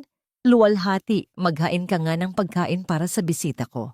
Mas marunong pa siyang magpaligaya kaysa sayo na walang silbi mayabang na utos ng lalaki sa pag-asang mapapahiya niya ang kanyang asawa. Sa halip na yumuko at lumuha, gaya ng dati tumayo ng tuwid si luwalhati. Tiningnan niya ang babae mula ulo hanggang paa, hindi nang may galit o selos, kundi nang may malalim na pagkaawa. Hindi alam ng babaeng ito na ang lalaking kanyang kinakapitan ay isang barkong unti-unti nang lumulubog sa kumunoy ng utang at kamatayan. Dahan-dahang kinalag ni Luwalhati ang tali ng lumang apron na nakabuhol sa kanyang baywang. Ang piraso ng telang ito na naging saksi sa kanyang pagiging alipin sa loob ng 10 taon ay hinayaan niyang mahulog sa sahig. Ipagluto mo ang sarili mo, Marcos. Kayo na ang bahala rito, mahinahon at malamig niyang sagot bago tinalikuran ng dalawa nang walang anumang bakas ng panghihinayang. Habang abala si Marcos sa paghahanap ng maiinom sa kusina, napansin ni Luwalhati mula sa hagdan na palihim na hinahalungkat ng babaeng bisita ang mga drawer sa kabinet ng kanyang asawa. Tila may isang mahalagang dokumento o gamit na desperadong hinahanap habang nagmamatyag sa paligid. Bago pa man makapag-isip ng malalim si Luwalhati tungkol sa kahina-hinalang kilos na yon, isang magaspang na kamay ang biglang humablot sa kanyang braso mula sa dilim ng pasilyo. Kinaladkad siya ni Doña Carmen patungo sa madilim na kwarto at marahas na isinara ang pinto. Pilit na isiniksik ng matanda sa palad ni Luwalhati ang isang maliit na tarheta na naglalaman ng pangalan ng isang hindi kilalang tagapamagitan at isang numero ng telepono. May utang na loob ka sa buhay mo sa amin, Luwalhati. Binuhay ka namin at dahil 5 milyon ang kailangan ng anak ko, panahon na para gamitin mo ang katawan mo para magbayad. May naghihintay sa iyong kliyente, bukas mariin, at nanggigigil na bulong ni Doña Carmen ang kanyang mga mata ay nag-aapoy sa matinding kasamaan na tila handang isanla ang mismong kaluluwa ng kanyang manugang kapalit ng kanilang sariling kaligtasan. Ang lamig ng maliit na tarheta sa palad ni Luwalhati ay tila isang piraso ng yelo na unti-unting sumusunog sa kanyang balat hanggang sa pinakabutong bahagi ng kanyang pagkatao. Nakatayo siya sa loob ng madilim na silid, nakatitig sa matanda sa kanyang harapan. Ang mga mata ni Doña Carmen ay walang kahit anong anino ng awa o pag-aalala. Ito ay ang mga mapanuring mata ng isang gahaman na mga ngalakal na nagtatawaran para sa presyo ng sariwang laman. 5 milyon ang utang ng asawa mo, Luwalhati. At kung hindi mo maibebenta ang katawan mo sa mga mayayamang kliyente, baka pwede nating ibenta ang isa sa mga bato mo. Pinakain ka namin at binihisan noong mga panahong amoy, lupa ka pa. Utang mo sa amin ang buhay mo, kaya panahon na para magbayad mariing wika ng matanda, ang bawat pantig ay may kasamang malupit na diin na tila nais durugin ang natitirang dangal ng kanyang manugang. Habang nanisikip ang dibdib sa matinding pandidiri, dahan-dahang bumaling ang paningin ni Luwalhati patungo sa ilalim ng nakasarang pinto. Mula sa siwang sa ibaba, malinaw niyang nakita ang anino ng sapatos ni Marcos. Nakatayo lamang ang kanyang asawa sa labas, tahimik na nakikinig sa bawat nakakasukang salitang binibitawan ng kanyang ina. Walang pagtutol na nagmula sa lalaki, walang pagtatanggol, walang pagkilos upang sagipin ang dangal ng babaeng ipinangako niyang iibigin sa harap ng altar. Ang nakabibinging katahimikan ni Marcos ay isang malinaw na pagsang-ayon na itulak ang kanyang sariling asawa sa apoy ng impyerno upang iligtas ang kanyang sariling duwag at walang kwentang buhay. Sa mismong sandaling iyon, naramdaman ni Luwalhati ang isang bagay na naputol sa loob ng kanyang dibdib. Ang mahabang kadena ng utang na loob na mahigpit na gumapos sa kanyang kaluluwa sa loob ng 1 dekada ay tuluyan ng nagkadurog-durog. Wala ng pagmamahal, wala ng pag-unawa, at higit sa lahat, wala ng kahit anong hibla ng awa ang natira sa kanyang puso para sa pamilyang ito. Huminga ng malalim si Luwalhati, pilit na nilulunok ang pait na bumabara sa kanyang lalamunan upang bigyan ng puwang ang isang malamig na determinasyon. Bigyan niyo ako ng ilang araw para ihanda ang sarili ko at makipag-ugnayan sa taong yan. Hindi madali ang hinihingi niyo, kaya kailangan ko ng oras malamig at walang emosyong tugon ng babae. Umaliwalas ang mukha ni Doña Carmen, isang ngiti ng tagumpay ang gumuhit sa kanyang mga labi bago siya mabilis na lumabas ng kwarto upang ipagdiwang ang kanilang kaligtasan kasama ang kanyang anak. Nang mag-isa na lamang siya, mabibigat ang mga hakbang na nagtungo si Luwalhati sa maliit na banyo ng kanyang kwarto. Binuksan niya ang gripo at hinayaang umagos ang malamig na tubig. Kumuha siya ng isang buong sabon at sinimulang kuskusin ang kanyang mga kamay. Pilit niyang inaalis ang dumi ng nakaraan, ang pandidiri sa sarili, dahil sa pagpapahintulot na tapakan siya ng mga taong itinuring niyang pamilya. Buong lakas niyang kinuskos ang kanyang mga palad, ang kanyang mga daliri, at ang kanyang mga braso hanggang sa magkulay rosas ang kanyang balat at makaramdam siya ng matinding hapdi. Habang pinagmamasdan niya ang sariling refleksyon sa basag na salamin, nangako siyang ito na ang huling beses na hahayaan niyang madumihan ang kanyang pagkatao. Ang tuloy-tuloy na pag-agos ng tubig at pagbaba ng bula sa kanal ay tila sumisimbolo sa pag-anod ng kanyang pagiging martir. Sa kabilang dako ng lungsod sa loob ng tahimik at maaliwalas na opisina ni Gabriel ang kapayapaan ay pansamantalang naantala nang matanggap ng abogado ang isang ulat mula sa katiwala ng Hacienda Esperanza. Ang tinig sa kabilang linya ay puno ng pagkabahala. Nag-uulat na may mga hindi kilalang tao, mga babae at lalaking pilit nagtatago ng kanilang pagkakakilanlan na umaaligid at palihim na nagtatanong-tanong tungkol sa mga titulo ng lupain at sa pangalan ng bagong magmamana.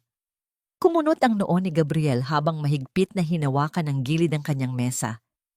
Malinaw na may mga daga na sinusubukang pasukin ang kaban ng yaman ng kanyang kliyente, marahil ay nauugnay ito sa babaeng bisita ni Marcos. Nagbigay siya ng mahigpit na utos na palakasin ang seguridad ng asyenda at huwag magpapapasok ng kahit sinong walang dalang opisyal na pahintulot mula sa kanyang tanggapan.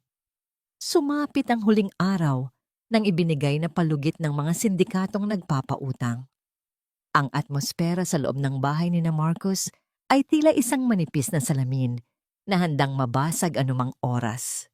Namumutla si Marcos habang binabasa ang nagbabantang mensahe sa screen ng kanyang telepono na nagsasabing nasa daan na ang mga maniningil upang kunin ang kanilang buhay at ari-arian. Luwalhati, mag-ayos ka na at umalis ka na para makipagkita sa kliyenteng ibinigay ni Mama. Siguraduhin mong may dala kang tseke o pera pag-uwi mo. Kung hindi ay papatayin tayong lahat, nanginginig at pawisang utos ni Marcos habang nagpapabalik-balik ng lakad sa sala. Tahimik na tumalikod si Luwalhati at pumasok sa kanyang kwarto, ngunit sa halip na maglagay ng pampaganda o magsuot ng magandang damit, dahan-dahan niyang binuksan ang kanyang lumang bag. Mula rito, hinugot niya ang isang makapal na brown na sobre. Dahan-dahan niyang hinaplos ang gilid ng formal na dokumentong matagal na niyang inihanda. Bago pa man tuluyang magliwanag ang kalangitan at lamunin ng sikat ng araw ang hamog ng umaga, tahimik nang gumagalaw si Luwalhati sa loob ng kusina. Ginamit niya ang mga huling baryang na labi sa kanyang bulsa upang bumili ng pinakamagandang karne at mga sariwang sangkap sa kalapit na pamilihan. Ang init mula sa apoy ng kalan ay lumikha ng isang marahas na sayaw sa ibabaw ng kawali habang maingat niyang iniluluto ang isang masaganang piging na hindi kailanman natikman ng kanyang asawa at biyenan sa loob ng mahabang panahon. Ang mabangong amoy ng pagkain ay mabilis na gumapang sa bawat sulok ng bahay, gumigising sa natutulog na kasakiman ng mag-ina. Hindi nagtagal ay bumaba sina Marcos at Doña Carmen mula sa kanilang mga kwarto. Ang kanilang mga mata ay nagningning sa pagkamangha nang makita ang hapagkainan na puno ng nag-uumapaw na biyaya. Walang anumang pasasalamat na lumabas sa kanilang mga labi. Sa halip, mabilis silang naupo at nagsimulang sumubo nang walang pakundangan. Akalain mo nga naman, may tinatago ka pa palang galing sa pagluluto. Siguraduhin mo lang na ganyan ka rin kagaling sa kama mamaya Kapag kaharap mo na ang kliyente natin, mapang-insultong wika ni Doña Carmen habang patuloy na ngumunguya ang kanyang mga mata ay naglalarawan ng matinding pagmamaliit. O baka naman, ito na ang huling paalam niya dahil alam niyang hindi na siya makakauwi ng buo dagdag ni Marcos nang may kasamang malupit na ngisi bago sumubo ng malaking hiwa ng karne. Hindi gumalaw si Luwalhati upang kumuha ng sarili niyang plato. Nakatayo lamang siya sa gilid ng mesa, nakahalukip-kip at malamig na pinagmamasdan ang 2 taong patuloy na nagpapakasasa sa kanyang inihanda. Sa kanyang paningin, hindi na sila pamilya. Sila ay tila mga bilanggong nakatakdang bitayin na masayang kinakain ang kanilang huling hapunan bago harapin ang tiyak na kaparusahan. Habang abala ang mag-ina sa kanilang pagkain, dahan-dahang inilapag ni Luwalhati ang isang makapal na brown na sobre sa ilalim ng maduming plato ni Marcos, isang tahimik na hatol na naghihintay na mabuksan. Nang matapos ang mag-ina at iwanang magulo ang mesa, sinimulan ni Luwalhati ang kanyang huling hakbang ng paglilinis. Ngunit hindi lamang mga tirang pagkain ang kanyang inalis. Dahan-dahan niyang hinubad ang murang kwintas at ang mga pekeng hikaw na ipinasuot sa kanya ni Doña Carmen bilang simbolo ng kanyang pagkakautang na loob. Inilapag niya ang mga ito sa ibabaw ng mesa, tila mga basurang hindi na niya kailanman dadalhin. Umakyat siya sa kanyang kwarto, ang bawat hakbang sa hagdan ay magaan at puno ng kasiguraduhan. Kinuha niya mula sa ilalim ng kama ang isang maliit na lumang maleta na naglalaman lamang ng 3 pares ng damit, ang tanging mga bagay na pag-aari niya bago pa man siya pumasok sa impyernong ito. Bago siya tuluyang lumabas ng kwarto, huminto si Luwalhati sa tapat ng dingding kung saan nakasabit ang kanilang malaking litrato noong araw ng kasal. Ang kanyang mga daliri ay dahan-dahang gumuhit sa ibabaw ng maalikabok na salamin, sinusundan ng hugis ng mukha ng lalaking minsang naging mundo niya. Wala siyang naramdamang lungkot, wala ring luha na nagbadyang pumatak mula sa kanyang mga mata. Sa halip isang malalim na paghinga ng kaginhawaan ang kumawala sa kanyang mga labi, bago niya dinala ang kanyang maleta at dinalikuran ang larawan nang walang kahit anong pag-aalinlangan. Pababa na siya ng hagdan nang biglang mabulabog ang katahimikan ng buong kabahayan. Mula sa labas ang marahas na pag-ikot at pagkakaskas ng mga goma ng gulong sa sementadong kalsada ay lumikha ng isang nakakakilabot na ingay. Namutla si Marcos at nabitawan ng baso ng tubig. Ang kanyang buong katawan ay nagsimulang manginig sa matinding takot. Nandito na sila, nandito na ang mga maniningil. Mama, anong gagawin natin, sigaw ni Marcos habang nagkukumahog na magtago sa likod ng malaking sofa. Subalit nang buksan ni Doña Carmen ang bintana upang sumilip hindi isang lumang truck o pangkat ng mga armadong sindikato ang nakaparada sa tapat ng kanilang gate. Isang makintab at marangyang itim na SUV ang nakatigil doon. Dahan-dahang bumukas ang pinto ng sasakyan at bumaba ang isang lalaking nakasuot ng perpektong itim na suit. Si Gabriel. Ang kanyang tindig ay naguutos ng respeto at ang kanyang mga mata ay nakatuon lamang sa pintuan ng bahay kung saan nakatayo si Luwalhati.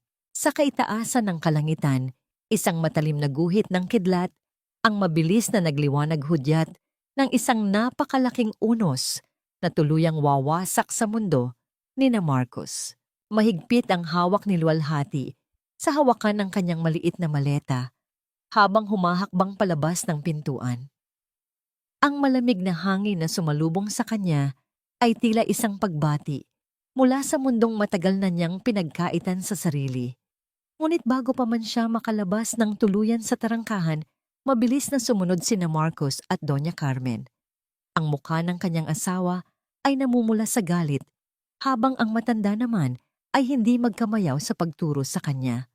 Saan ka pupunta, babae ka? Wala kang karapatang umalis. May naghihintay na kliyente sa iyo. Bilis-bilisan mo at kailangan natin ng pera. Ngayon din nanggigigil na utos ni Doña Carmen habang pilit na inaabot ang braso ni Luwalhati upang kaladkarin ito pabalik sa loob ng bahay. Hahabulin sana ni Marcos ang kanyang asawa upang gumamit ng dahas, ngunit isang matipuno at mataas na figura ang biglang humarang sa kanyang daraanan. Ang malamig at matalim na paningin ni Gabriel ay tila isang matibay na pader na hindi kayang tibagin ng kahit sinong duwag. Mahigpit niyang pinigilan ang kamay ni Marcos. Ang puwersa ng kanyang pagkakahawak ay nagpadala ng matinding kilabot sa gulugod ng lalaki. Ang presensya ng isang tanyag at makapangyarihang abogado ay sapat na upang mapaatras ang mag-ina. Ang kanilang mga dila ay umurong sa takot nang makita ang mamahaling sasakyan at ang tindig ng taong nagtatanggol sa babaeng palagi nilang minamaliit. Tumingin si luwalhati ng diretso sa mga mata ni Marcos at pagkatapos ay kay Doña Carmen. Wala na ang takot sa kanyang sistema. Wala na ang panginginig. Ang tanikala ng utang na loob na ibinabalot niyo sa aking leeg ay matagal nang naabo kasama ng kumot ng aking ina. Mula ngayon bahala na kayong iligtas ang inyong mga sarili. Sa impyernong kayo rin mismo ang gumawa matatag at malamig niyang pahayag. Ang kanyang mga salita ay tumagos. Nang malalim nag-iwan ng isang nakakapasong katotohanan na hindi nila kailanman matatatakasan. Binuksan ni Gabriel ang pinto ng sasakyan at inalalayan si luwalhati na makapasok. Nang tuluyang sumara ang pinto, tila naputol ang lahat ng koneksyon ng babae sa madilim niyang kahapon. Sa pag-usad ng sasakyan, dahan-dahang pinakawalan ni luwalhati ang hangin na matagal na niyang pinipigil sa kanyang dibdib. Ang kanyang mga balikat na dati ay laging nakayuko sa bigat ng pang-aalipin ay tuluyan ng bumagsak sa kaginhawaan. Ang mga luha na hindi niya iniluha sa harap ng kanyang mga kaaway ay malayang umagos sa kanyang mga pisngi. Hindi yun luha ng kawalan, kundi luha ng matamis na kalayaan na matagal niyang pinangarap. Naramdaman niya ang isang mainit na kamay na dahan-dahang pumulupot sa kanyang malamig na mga daliri. Hinawakan ni Gabriel ang kanyang kamay nang may buong pag-iingat at paggalang. Sa pamamagitan ng salamin ng sasakyan, pinagmasdan ni luwalhati ang bahay ni na Marcos na unti-unting naglalaho sa kailaliman ng gabi. Dahan-dahan niyang inihilig ang kanyang ulo sa malapad na balikat ni Gabriel at tuluyang ipinikit ang kanyang mga mata, hinahayaan ang sarili na magpahinga sa isang ligtas na kanlungan sa unang pagkakataon. Samantala, sa loob ng naiwang kabahayan ng mesa, ay nananatiling magulo mula sa kanilang masaganang hapunan. Sino kaya sa mag-ina ang unang makakapansin sa makapal na brown na sobrang nakatago sa ilalim ng maruming plato ni Marcos at bago pa man nila mabuksan ang kasagutan sa kanilang kinabukasan, isang malaking truck na minamaneho ng mga walang awang maniningil ang marahas na bumangga at sumira sa kanilang bakal na tarangkahan. Ang matinding pagyanig ng pag-araro ng sasakyan ay umanig sa buong pundasyon ng bahay hudyat ng pagpasok ng mga demonyong sisingil sa kanilang mga utang. Sa gitna ng pagkawasak ng kanilang bakuran, isang matinis at punong-puno ng takot na hiyaw. Mula kay Doña Carmen ang pumila sa hanging gabi. Ang gabi ay naging isang madilim na entablado para sa pagbagsak ng kaharian ni na Marcos at Doña Carmen. Ang puwersa ng sasakyang sumira sa kanilang tarangkahan ay sinundan ng pagpasok ng mga lalaking walang kilalang awa. Ang mga naglalakihang sapatos ng mga maniningil ay nag-iwan ng makapal na putik sa makintab na sahig ang parehong sahig na dati ay pinagpapawisang linisin ni luwalhati araw-araw. Ang mga muebles na pinakaiingatan at ipinagmamalaki ni Doña Carmen sa kanyang mga kaibigan ay walang awang winasak. Ang pagbagsak ng malaking telebisyon at pagkabasag ng mga mamahaling florera ay lumikha ng isang magulong tanawin ng pagkawasak. Napaluhod si Marcos sa gitna ng sala, nakataas ang dalawang kamay na nanginginig, habang ang pawis at luha ay naghahalo sa kanyang namumutlang mukha. Mga boss, parang awa nyo na. Bigyan nyo pa ako ng kaunting oras. Yung asawa ko umalis na para kitain yung pambayad natin. Ibubugaw ko siya para sa inyo. Maghintay lang kayo at mag-uuwi iyon ng pera. Desperadong pagsusumamo ni Marcus. Handa pa ring isakripisyo ang babaeng katatalikod lamang sa kanya. Ang pinuno ng mga sindikato, isang lalaking may malalim na peklat sa pisngi, ay lumapit sa hapagkainan. Sa isang marahas na galaw, hinawi niya ang mga plato at baso dahilan upang magkalat ang mga tirang pagkain sa sahig. Sa ilalim ng nagulong mesa ay lumitaw ang makapal na brown na sobre. Inisip ng lalaki na ito ay ang perang ipinangako, ngunit nang buksan niya ang nilalaman, isang malamig at mapanuyang nangisi ang gumuhit sa kanyang mga labi. Walang pakundangan niyang inihagis ang mga papel sa mismong mukha ni Marcus. Nanginginig na pinulot ni Marcus ang mga dokumento. Nanlaki ang kanyang mga mata at tila tumigil ang kanyang paghinga nang makita ang pirma ni Luwalhati sa isang formal na papeles ng paghihiwalay. Kalakip nito ay ang isang legal at selyadong manipesto na malinaw na nagpapatunay na ang lahat ng malalaking utang na kinaharap ng negosyo ay nakapangalan lamang sa kanya at walang anumang ari-arian o pananagutan ang maaaring mahabol mula sa kanyang asawa. Ang huling barahan ng kanyang pag-asa ay naging abo sa kanyang mga kamay. Wala kang asawa na magbabayad ng utang mo at lalong wala kang kwentang kausap. Kunin niyo ang lahat ng pwedeng ibenta at palayasin ang mga basurang ito. Malamig na utos ng pinuno sa kanyang mga tauhan. Kinaladkad ng dalawang malalaking lalaki si Marcus palabas ng bahay patungo sa maulan at maputik na kalsada. Umuulan ng mga mabibigat na suntok sa kanyang sikmura mga tadyak na pumilipit sa kanyang katawan at nagpabagsak sa kanyang kayabangan. Si Doña Carmen ay umiiyak at gumagapang palabas ng pinto, nakikiusap sa mga taong walang pusong nakikinig. Dumulog siya sa tarangkahan, sumisigaw at humihingi ng saklolo sa mga kapitbahay na matagal na niyang hinamak at minaliit. Tulungan niyo kami, mga kapitbahay, parang awa niyo, napapatayin nila. Ang anak ko, tawag ng matanda. Ang kanyang boses ay paos at basag sa sobrang paghikbi. Ngunit ang mga bintana ng mga kalapit na bahay ay nanatiling sarado.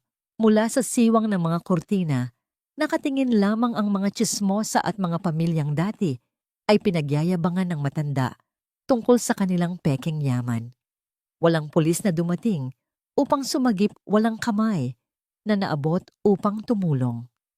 Isang kapitbahay na ginang ang lumabas lamang sa kanyang balkonahe, humalukip-kip at pinanood ng may tahimik na pag-uyam ang pagbagsak ng pamilyang walang ginawa, kundi ituring na mababang uri ang kanilang kapwa. Ang hustisya ng mga manonood ay iginawad sa pamamagitan ng kanilang malamig na pagtalikod. Ibinato ng mga tauhan ang ilang basang damit ng mag-ina sa labas at marahas na kinandado ang bahay na ngayon ay pag-aari na ng sindikato. Sa gitna ng kanyang pag-iyak at pag-ubo ng dugo, lumingalinga si Marcus upang hanapin ang babaeng dinala niya kanina, umaasang may kakampi pa siyang natitira. Ngunit ang babaeng iyon ay matagal nang tumakas sa likod ng bahay, dala ang mga natitirang mamahaling relo at alahas na nakuha nito mula sa kanyang kabinet habang nangyayari ang kaguluhan. Iniwan siyang mag-isa at hubad sa kanyang kayabangan.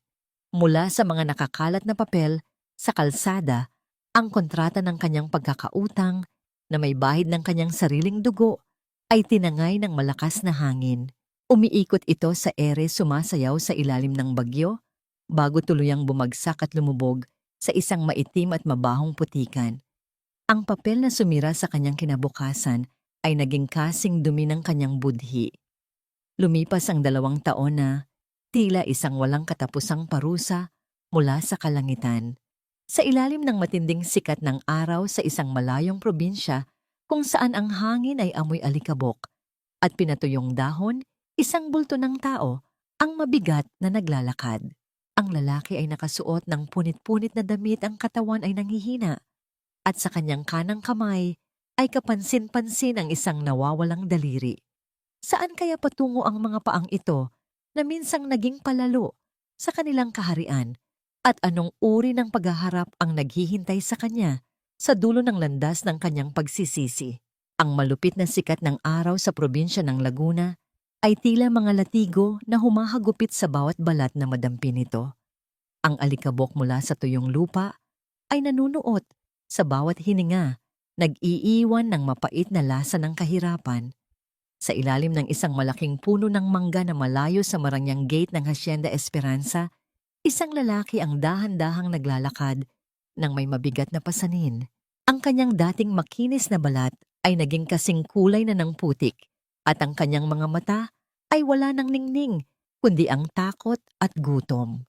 Ang lalaking ito ay si Marcus na sa bawat paggalaw ng kanyang kanang kamay ay kapansin-pansin ang isang daliring kulang, isang permanenteng marka ng kanyang madilim na nakaraan at mga utang na hindi nabayaran. Sa kanyang tabi ay isang matandang babae na halos hindi na makilala sa dumi at punit-punit na damit. Si Doña Carmen na dati ay hindi humahawak ng kahit anong maruming bagay ngayon ay naglalakad ng nakayapak sa mainit na lupa. Ang bawat hakbang niya ay sinusundan ng isang mahaba at tila naghihingalong tunog mula sa kanyang dibdib, ang bunga ng sakit na hindi kailanman naipagamot. Marcos anak, hindi ko na kaya. Kailangan nating makahanap ng trabaho rito kahit tagapitas lang ng prutas. Kung hindi tayo makakakain ngayon, baka dito na tayo mabulok pag susumamo ng matanda sa paos na tinig. Pilit silang lumapit sa gate ng Hacienda Esperanza, ang lugar na balitang pinakamalaki at pinakamaunlad sa buong rehiyon. Ang gwardyang nakatayo roon ay tumingin sa kanila nang may halong pandidiri. Tila ba sila ay mga basurang hindi dapat lumalapit sa ginto. Maawa na po kayo, boss. Kahit anong trabaho lang po, panggamot lang sa nanay ko, pakiusap ni Marcus habang nakayuko. Ang kanyang dating kayabangan ay tuluyan ng nilamon ng kawalan. Hindi nila alam na ang lupang kanilang kinatatayuan ay ang sentro ng kapangyarihan ng taong matagal na nilang inapi. Samantala, sa loob ng Marangyang Dinhura na napapalibutan ng mga bintanang gawa sa kapis at mamahaling kahoy, ang katahimikan ay puno ng kapayapaan. Si Luwalhati na ngayon ay tinatawag na Senyora Luwalhati ay nakaupo sa harap ng isang malaking mesa. Ang kanyang tindig ay matatag, ang kanyang balat ay malusog at makinang, at ang kanyang mga mata ay nagpapakita ng isang talinong hinubog ng karanasan at edukasyon. Nakasuot siya ng isang simpleng linen na damit na kulay asul na lalong nagpatingkad sa kanyang likas na kagandahan. Inilapag ni Gabriel ang isang tasa ng mainit na tsaa sa tabi ni Luwalhati. Maayos na ang lahat sa huling anihan, Luwalhati. Ang mga tao rito ay labis na nagpapasalamat sa bonus na ibinigay mo. You've done a great job in managing this hacienda, wika ni Gabriel. Ang kanyang boses ay nananatiling puno ng paghanga at pagmamahal. Tumayo si Luwalhati at lumapit sa bintana. Pinagmamasdan ang malawak na lupain na pag-aari na niya ngayon. Ang lahat ng ito ay para sa pangarap ni Nanay Gabriel. At hindi ko ito magagawa kung wala ka sa tabi ko, tugon niya habang ang isang matamis at tapat na ngiti ay gumuhit sa kanyang mga labi. Dahan-dahang lumapit si Gabriel sa likuran ni Luwalhati at marahang ipinatong ang kanyang mga kamay sa balikat ng babae. Hindi kailangan ng maraming salita. Sapat na ang init ng kanilang pagkakalapit upang maramdaman ang lalim ng kanilang ugnayan. Ang bawat dumaang taon ay tila isang gamot na dahan-dahang nagpahilom sa mga sugat ni Luwalhati, at sa piling ni Gabriel, nahanap niya ang katarungan na hindi kailanman ibinigay ng batas, ang katarungan ng isang payapang puso. Ngunit ang katahimikan ng hapon ay binalot ng isang mabilis na pagkatok sa pinto ng silid. Pumasok ang kanilang katiwala na may dalang balita. Senyora Attorney, pasensya na po sa istorbo. May nahuli po ang ating mga tauhan sa labas ng gate. 2 taong gala na nagtangkang magnakaw ng mga nahulog na prutas at pilit na nagmamakaawa para sa trabaho. Ang matanda po ay mukhang may malubhang sakit. Ano po ang gagawin namin sa kanila? Isang malalim na buntong hininga ang kumawala sa mga labi ni Luwalhati. Ayaw niyang may nagugutom sa kanyang lupain Ano man ang pinagmulan nito, dalhin mo sila sa harap ng balkonahe. Gusto ko silang makausap ng personal bago tayo magpasya kung paaalisin sila o tutulungan utos ni luwalhati ng may awtoridad. Dinala ng mga tauhan ang dalawang tila mga kalansay na tao patungo sa paanan ng malaking hagdanan sa harap ng dinhura. Ang marahas na paghila sa kanilang mga braso ay nagpadama ng lalong sakit sa kanilang nanghihinang katawan. Pilit silang pinayuko sa semento, ang kanilang mga noo ay halos humahalik sa lupa habang naghihintay sa hatol ng may-ari ng asyenda. Sa kaitaasan, ang malalaking pinto ng balkonahe ay dahan-dahang bumukas, lumilikha ng isang mahabang anino na tumakip sa kinalalagyan ng dalawang nagmamakaawang kaluluwa. Sino ang dalawang dayuhang ito na nagtatangkang kumuha ng biyaya sa lupang hindi para sa kanila? At paano tatanggapin ng kanilang mga mata ang liwanag ng katotohanang naghihintay sa itaas? Ang bawat pagtama ng matitigas na takong ng sapatos sa makinis na marmol ng balkonahe ay tila isang mabigat na pintig ng orasan na nagpapabilis sa tibok ng puso ng mga taong nakaluhod sa ibaba. Ang dapit hapon ay nagpinta ng kulay kahel at ginto sa paligid, ngunit para kina Marcos at Doña Carmen ang liwanag na ito ay tila isang malupit na ilaw na naglalantad sa kanilang abang kalagayan. Nakayuko ang mag-ina sa semento, ang kanilang mga noo ay halos dumidikit na sa alikabok, habang ang panginginig ng kanilang mga balikat ay hindi maikubli.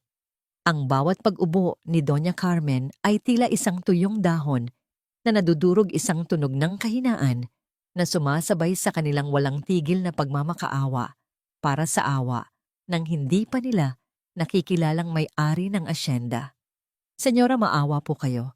Hindi po namin sinasadyang kumuha ng prutas, gutom na gutom lang po ang nanay ko.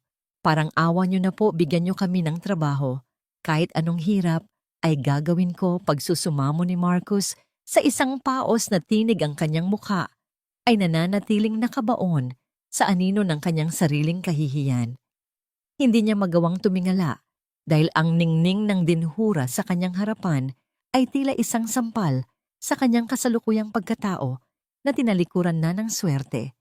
Dahan-dahang huminto ang mga hakbang sa itaas ng balkonahe. Isang mahaba at eleganteng anino ang gumuhit sa semento, tumatapat sa mismong kinalalagyan ni na Marcos.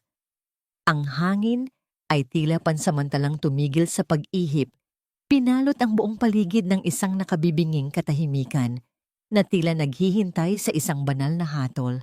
Sa tabi ng anino ng babae ay naroon din ang isang matikas na figura ng lalaki na ang presensya ay tila isang kuta na nagbibigay ng proteksyon sa nag-iisang reyna ng Hacienda Esperanza. Iangat ninyo ang inyong mga mukha, wika ng isang tinig mula sa itaas.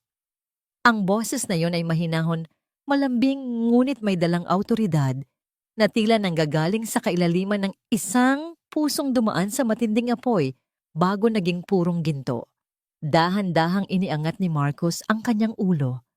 Ang kanyang mga mata na puno ng muta at pagod ay unang tumama sa laylayan ng isang puting-puting sutlang damit na malayang sumasayaw sa hangin. Ang bawat hibla ng tela ay tila nagpapamukha sa kanya ng lahat ng duming nakakapit sa kanyang balat. Unti-unti niyang itiningala ang kanyang paningin hanggang sa magtagpo ang kanilang mga mata. Sa sandaling iyon, ang hangin sa kanyang mga baga ay tila biglang naubos. Ang kanyang bibig ay bahagyang bumukas, ngunit walang tunog na lumabas. Ang kanyang buong katawan ay naging kasing tigas ng bato sa tindi ng gulat, na tila ba nakakita siya ng isang kaluluwang matagal nang pumanaw. Lualhati bulong ni Marcos, ang kanyang boses ay tila isang naghihingalong hininga. Ikaw ba talaga yan? Si Doña Carmen sa kabila ng kanyang panghihina ay napatingala rin. Ang kanyang mga mata ay nanlaki ng husto at ang kanyang nanginginig na kamay ay dahan-dahang itinuro ang babaeng nakatayo sa tuktok ng hagdanan. Ang kanyang mukha ay namutla, naging kasing puti ng papel, habang ang katotohanan ay uant-unting dumudurog sa kanyang natitirang kayabangan. Ang babaeng dati nilang itinuring na basahan, ang babaeng sunod-sunuran sa kanilang bawat luho. At ang babaeng itinapon nila sa gitna ng unos ay heto ngayon, nakatayo ng may dangal, nag-uumapaw sa yaman at may mga matang hindi nakakikitaan ng kahit anong bahid ng takot o sakit.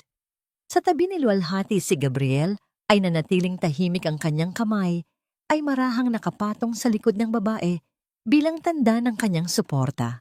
Ang kanyang mga mata ay matalim na nakatitig sa mag-ina, tila binabalaan ng mga ito na huwag mangahas, na lumapit o gumawa ng anumang kilos na makakasira sa kapayapaan ng kanyang minamahal.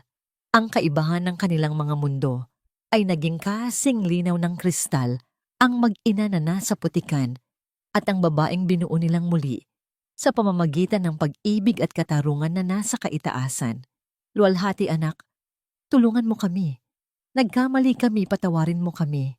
Gumaralgal ang tinig ni Doña Carmen habang sinusubukang gumapang patungo sa unang baitang ng hagdan. Ang kanyang mga daliri ay desperadong nagnanais na maabot kahit ang dulo ng tsinelas ng kanyang dating manugang. Isang mapait at malamig na ngiti ang dahan-dahang gumuhit sa mga labi ni luwalhati habang pinagmamasdan ng 2 taong minsang naging dahilan ng kanyang bawat gabi ng pag-iyak. Walang galit sa kanyang puso, tanging isang malalim at walang hanggang distansya ang namamagitan sa kanila. Marcos na tila nawawalan na ng katinuan sa tindi ng desperasyon ay biglang kumilos. Sa kabila ng kanyang panghihina, pilit siyang lumapit at nagtangkang hawakan ang laylayan ng damit ni luwalhati. Ang kanyang mga mata ay nagsusumamo para sa isang pagkakataong hindi na kailanman darating. Ngunit bago pa man madampian ng kanyang maduming daliri ang malinis na tela, ang malamig na titig ni Gabriel at ang dahan-dahang pag-atras ni luwalhati ay tila naging isang pader na muling nagpabagsak sa kanya sa lupa. Sa paanan ng malaking hagdanan ng dinhura ang anyo ni Marcos ay tila isang basang-basahan na pilit isinisiksik ang sarili sa bawat baitang ng semento. Ang kanyang mga mata ay nanunuyo sa desperasyon habang ang kanyang nanginginig na mga kamay ay pilit na gustong humawak sa dulo ng sapatos ni luwalhati. Patawarin mo ako, luwalhati. Nagkamali ako, nabuksan na ang mga mata ko. Ikaw pa rin ang asawa ko, hindi ba? May pinagsamahan tayo, pakiusap. Huwag mo kaming pabayaan sa ganitong kalagayan. Ang boses ni Marcos ay tila isang naghihingalong hiyaw na puno ng panlilinlang. Hindi pa natatapos ang pagsusumamo ni Marcos nang marahas siyang itinulak palayo ni Doña Carmen. Ang matanda na kahit sa gitna ng dumi at hirap ay pilit pa ring nagpapakita ng puot, ay humarap kay luwalhati nang may mga matang nag-aapoy sa paninisi. Luwalhati anak, huwag kang maniniwala sa lalaking iyan. Si Marcos ang may kasalanan yung lahat. Siya ang naglustay ng pera, siya ang nagdala ng malas. Ako ay biktima rin niya. Patawarin mo ako kung naging mahigpit ako sa iyo noon. Ginagawa ko lang iyon dahil sa impluwensya ng anak kong walang kwenta. Ang mga salita ng matanda ay tila isang nakakasukang sayaw ng pagtataksil sa sarili nitong dugo. Isang mapait na ngiti ang dahan-dahang sumilay sa mga labi ni luwalhati habang pinagmamasdan ang mag-inang nagkakanseryahan at nagtuturuan ng kasalanan sa harap niya. Ang bawat salita nila ay tila mga anino na lamang ng nakaraang matagal na niyang ibinaon sa limot. Walang galit na nararamdaman si luwalhati, walang pagnanais na gantihan ang bawat sampal at bawat mura na natanggap niya noon. Sa halip ang tanging nananaig sa kanyang puso ay isang malalim at malamig na kawalan ng pakialam. Dahan-dahang humakbang si Gabriel sa harap ni luwalhati, tila isang matibay na kuta na humaharang sa anumang dumi na maaaring dumampi sa babaeng kanyang pinoprotektahan. Ang kanyang malamig at matalim na tingin ay sapat na upang mapaatras si Marcos sa takot. Mawalang galang na sa inyo, ngunit ang babaeng hinahamak niyo noon ay wala ng anumang koneksyon sa inyong kabulukan. Ang bawat luha na kinuha niyo sa kanya ay siningil na ng tadhana, wika ni Gabriel sa isang baritono, at seryosong tinig na nagpatahimik sa buong paligid.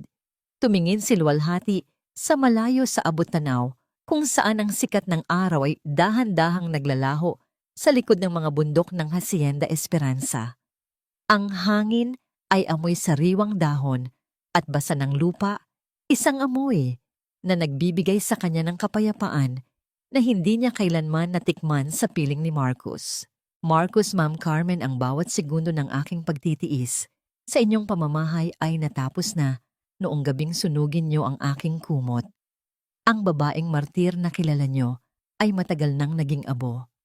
Ang nakikita niyo ngayon ay isang taong hindi na kayo kilala, mahinahon at malamig niyang pahayag. Ang kanyang boses ay hindi nanginig, ang kanyang mga mata ay hindi kumurap. Lumingon si Luwalhati sa kanyang katiwala na nakatayo sa di kalayuan. Pakidala ang mga taong ito sa labas ng aking lupain. Bigyan niyo sila ng kaunting pagkain at sapat na pamasahe para makabalik sa kung saan sila nanggaling. Ngunit siguraduhin ninyong hindi na sila muling makakatapak sa Hacienda Esperanza. Ang katarungan para sa akin ay hindi ang makita kayong mamatay, kundi ang makita kayong nabubuhay sa alaala ng inyong sariling kasamaan habang ako ay maligaya at malaya, utos ni Luwalhati ng may awtoridad na hindi matatawaran. Ang marahas na paghila ng mga gwardiya sa mga braso ni Marcus at Doña Carmen ay lumikha ng isang magulo at maingay na eksena. Ang mga hiyaw ng protesta at pagsusumamo ng mag-ina ay unting humina habang kinaladkad sila palayo hanggang sa ang tanging marinig na lamang ay ang mahinahong pag-aspas ng mga dahon sa paligid. Ang malaking pintong bakal ng asyenda ay dahan-dahang isinara, isang tunog ng pinal na pagtatapos sa isang madilim na kabanata ng buhay ni Luwalhati. Nang muling bumalik ang katahimikan sa balkonahe, naramdaman ni Luwalhati ang banayad na pagdampi ng kamay ni Gabriel sa kanyang balikat. Huminga siya ng malalimang bigat na tila isang bundok sa kanyang dibdib. Sa loob ng 10 taon ay tuluyan ng naglaho. Wala nang galit, wala nang pait, tanging ang malinis na hangin ng bagong simula ang nananatili. Luwalhati, maayos ka lang ba? Tanong ni Gabriel. Ang kanyang boses ay puno ng pag-aalala at lambing. Tumingin si Luwalhati sa lalaking nanatili sa kanyang tabi sa gitna ng giyera ng kanyang buhay. Isang matamis at tapat na ngiti ang gumuhit sa kanyang mga labi, ang uri ng ngiti na abot hanggang sa kanyang mga mata. Ngayon nang ako naging ganito kaayos, Gabriel. Salamat dahil tinulungan mo akong mahanap ang sarili ko sa gitna ng lahat ng abo. Naging kulay ube at rosas ang kalangitan habang ang huling sikat ng araw ay nagbibigay ng isang huling haplos sa kanilang mga mukha. Hinawakan ni Gabriel ang kamay ni Luwalhati nang may ibayong higpit, tila isang pangako na hindi na niya ito kailanman hahayaang muling masaktan. Dahan-dahan niyang iniharap ang babae sa kanya, ang kanyang mga mata ay nagpapakita ng isang katanungang matagal na niyang nais bigkasin. Luwalhati, ang nakaraan ay tapos na. Ang katarungan ay nakamit na natin. Ngunit paano naman ang ating hinaharap? Handa ka na bang simulan ng isang bagong kwento na wala ng sakit kundi puro pag-ibig na lamang? Ang katanungang iyon ay nanatiling nakabitin sa hangin, tila isang magandang himig na naghihintay ng kasagutan sa ilalim ng unang bituin ng gabi. Ang pintig ng puso ni Luwalhati ay naging mabilis, ngunit payapa, isang pakiramdam na tila isang bulaklak na dahan-dahang bumubuka sa gitna ng tagsibol. Ano nga ba ang naghihintay sa dulo ng landas na ito para sa dalawang kaluluwang pinagtagpo ng tadhana sa gitna ng pighati at tagumpay? Ang malambot na sikat ng araw sa dapit hapon ay dahan-dahang gumuguhit sa malawak na lupain ng Hacienda Esperanza. Binabalot ang bawat dahon at bulaklak ng isang kulay gintong liwanag. Ang hangin ay amoy sariwang damo at halimuyak ng mga namumukadkad na sampagwita, isang amoy na nagbibigay ng kakaibang katahimikan sa bawat paghinga. Sa gitna ng hardin, malapit sa isang puting marmol na palatandaan na itinayo para sa alaala ng kanyang ina. Nakatayo si Luwalhati. Ang kanyang anyo ay payapa, ang kanyang mga mata ay wala ng bakas ng pait, kundi isang malalim na lawa ng karunungan at pagtanggap. Dahan-dahang inilapag ni Luwalhati ang isang kumpol ng sariwang bulaklak sa ibabaw ng marmol. Nanay, tingnan mo po ang paligid. Ang asyenda na pinangarap nyo ay muling nabuhay at ako, ang prinsesa nyo, ay hindi na muling luluha. Sa dilim bulong niya, sa hangin ang kanyang boses ay tila isang malambing na dalangin. Sa sandaling iyon, naramdaman niya ang isang banayad na ihip ng hangin na humaplos sa kanyang pisngi, tila isang huling halik ng pagpapatibay mula sa kabilang buhay. Marami ang nagtatanong kung napatawad na ba niya ang mga taong sumira sa kanyang kabataan. Sa kanyang pag-iisa, nahanap ni Luwalhati ang kasagutan. Ang pagpapatawad ay hindi nangangahulugang pagbabalik sa piling ng mga lobo. Ito ay ang pagbitaw sa mabigat na bato ng puot upang ang kanyang sariling kaluluwa ay makalipad ng malaya. Ang alaala ni na Marcos at Doña Carmen ay tila mga anino na lamang ng isang masamang panaginip na uentunting nilalamon ng liwanag ng umaga. Ang tunay na hustisya ay hindi ang makita silang magdusa, kundi ang katotohanang wala na silang anumang kapangyarihan na saktan ang kanyang damdamin. Sila ay bahagi na ng lupang kanyang tinatapakan habang siya ay nananatiling nakatingala sa langit. Naramdaman ni Luwalhati ang pamilyar na presensya sa kanyang likuran. Hindi na niya kailangang lumingon upang malaman kung sino ito. Ang bango ng sandalwood at ang init na nagmumula sa lalaking laging nasa kanyang tabi ay sapat na. Lumapit si Gabriel at marahang hinawakan ng kanyang kamay. Ang kanilang mga daliri ay nagkabit-kabit ng may perpektong pagkakasundo.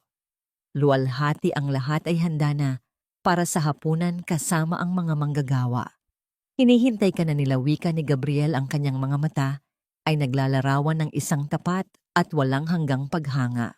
Tumingin si Luwalhati sa lalaking naging tulay niya mula sa abo patungo sa muling pagkabuhay. Gabriel, thank you for everything.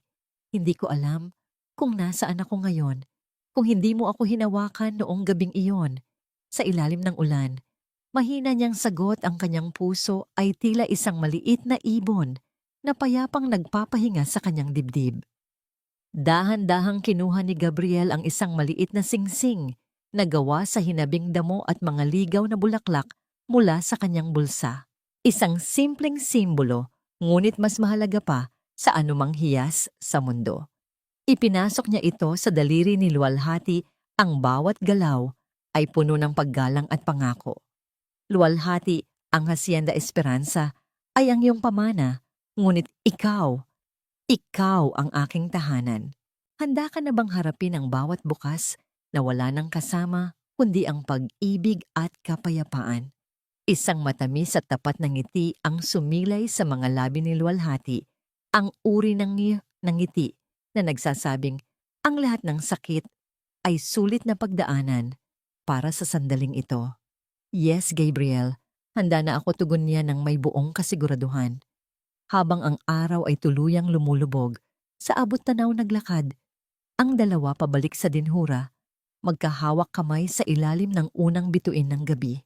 Ang kwento ng martir na si Luwalhati ay natapos na at sa kanyang lugar ay sumibol ang isang babaeng malaya, minamahal at tunay na nagmamay-ari ng kanyang sariling ligaya.